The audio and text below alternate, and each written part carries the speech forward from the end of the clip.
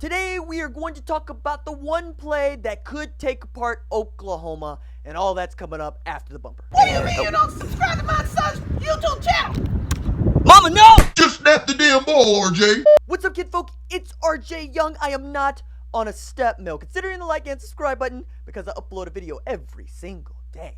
So it's OU related, college football related, sports related. We have a good time. And today we're going to talk about the one play that could take apart Oklahoma's defense. One of the things that we've talked a lot about is what Oklahoma's offense can do, and we've talked a lot about what Alabama's defense can do, but we have not talked a lot about just what makes Alabama's offense so good. They're second in scoring behind Oklahoma. They're really good with Tua Tagovailoa at quarterback. And one of the things that I noticed is how good they are at running the same sort of RPO concepts and schemes as Oklahoma is. And there is one in particular that they run that is an RPO based on a run that is a slant to the slot receiver that is usually Jeudy in the middle of the field. And you'll see in this alignment that it looks a lot like the kind of scheme and the kind of alignment that Oklahoma runs against Big 12 opponents. And you'll see that the outside backer, or what Alabama calls the star, is lined up over the slot, and that's Tua's read.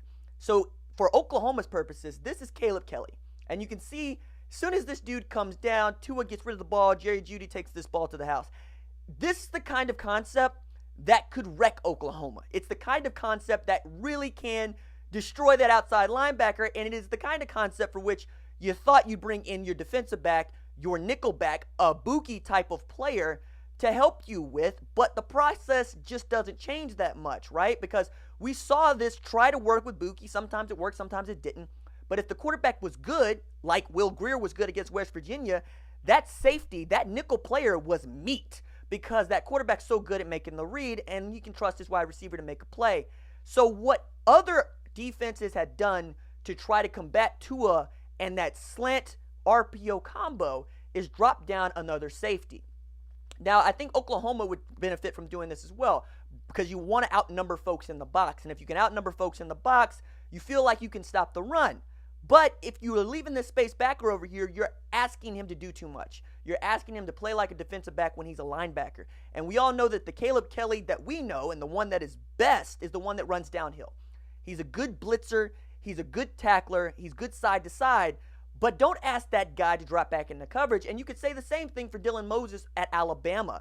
Linebackers are great against the run. They're great at reading run and pass, and they're great at playing the hook and curl, right? They're also good in the flat. But the moment you get them going vertical, or the moment you get them running with wide receivers at all, you got a problem.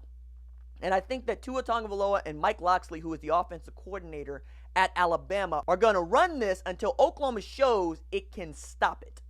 Now, can Oklahoma stop it? Yeah, but it's going to need that help. It's going to need help over the top. And the more you bring safeties down, the more you're begging for them to try to take the top off the defense with guys like Henry Ruggs and Jalen Waddle. This is why Oklahoma's defense and its scheme needs an overhaul. Because with these concepts that are really getting after everybody and are having a hard time across college football, Oklahoma has been particularly weak against this because of team speed and because of height and all the defensive talent and all what we're talking about, which is, you need better players and you need a better scheme. You need a complete overhaul of the defense. And you need to understand that the way that these teams are locking up people is with defensive line play, right? The way that Alabama is good, the way that Clemson is good, and we'll get into this, is the defensive line is able to get pressure with 4. If their 4 can beat your 5, you're going to win a lot of football games. You're going to be able to crush the pocket. You're also going to be able to stop the run. Because in taking away this sluggo, it's not really a sluggo, it's an RPO slant. But in taking away that concept as a passing option, you're going to let Josh Jacobs run at you. You're going to let Damian Harris run at you. You're going to let Najee Harris run at you. And if you cannot stop the run, it doesn't matter that you stop the RPO slant.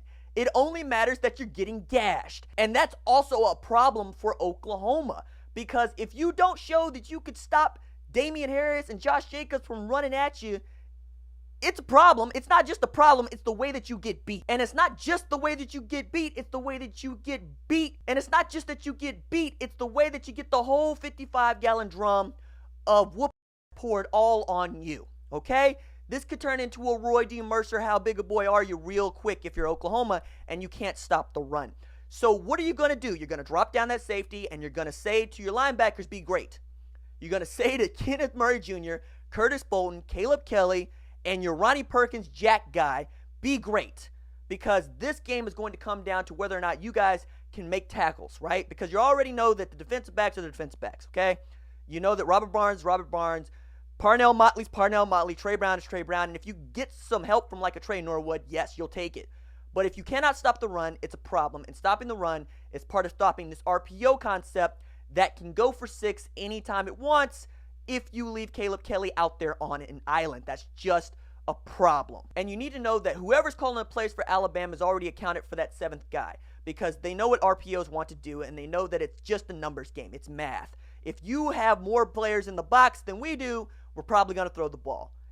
And that's what you're coming down to, disguising coverages, and what Mike Stoops was always trying to do and didn't work because you're outthinking your defense. You're outthinking your players, and they can't just get aligned, get assigned, and then react, because that is defense. Defense is lining up, then knowing your assignments, then reacting to the play and what you see. That's one of the reasons why talent is such a big deal. It's not just the football IQ, it is the ability to react, fight through blocks, and make plays. The best athletes on a football team routinely play on the defensive side of the ball because the defense is at a disadvantage. The game is tilted toward offenses in football today, and you can make an argument it's been tilted toward offenses since jump.